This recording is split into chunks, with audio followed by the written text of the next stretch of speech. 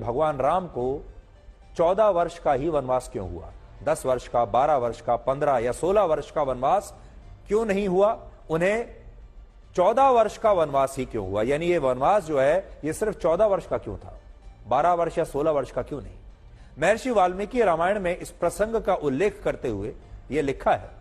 वो बताते हैं कि जब मंथरा की बातों से राजा दशरथ की तीसरी पत्नी कैकेयी को ऐसा लगने लगा कि अगर भगवान श्री राम अयोध्या के राजा बन गए तो राजा भरत को कभी अयोध्या का राजपाट नहीं मिलेगा, तो कैकेयी विचलित होने लगी। कैकेयी की इसी मनोदशा को देखते हुए मंथरा ने उन्हें यह बताया कि राजकीय नियम के अनुसार अगर कोई संपत्ति या राजपाट 14 वर्षों तक किसी के पास रहे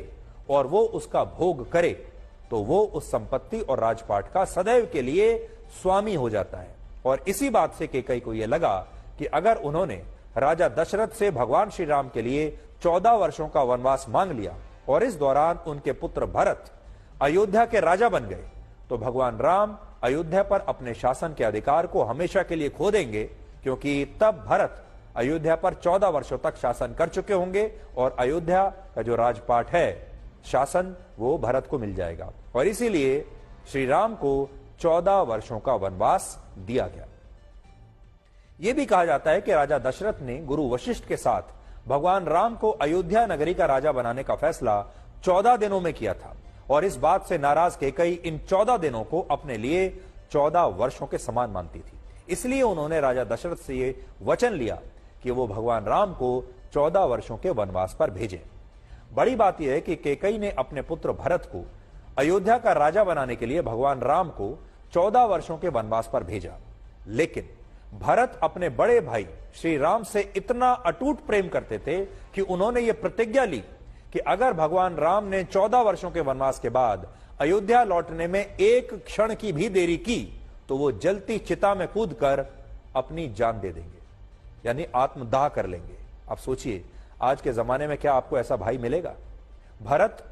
भगवान राम के सगे भाई भी नहीं थे, लेकिन फिर भी उनमें ऐसा प्रेम था भगवान श्री राम के लिए। लेकिन सोचिए, ऐसा प्रेम आजकल के भाइयों में क्या आपको कहीं भी दिखाई देगा? भगवान राम का सबसे उत्तम गुण यह था कि वो किसी में भी दोष नहीं देखते थे। जिस कैकेयी की वजह से उन्हें राज्याभिषेक से ठीक पहले वनवास पर जाना पड़ा, 14 वर्षों के बाद अयोध्या लौटने पर भगवान राम, आप जानते हैं सबसे पहले किससे मिले? जब भगवान श्री राम 14 वर्षों का वनवास समाप्त करके अयोध्या आए, पहुंचे, तो पहुंचते ही सबसे पहले उसी कैकेयी से मिले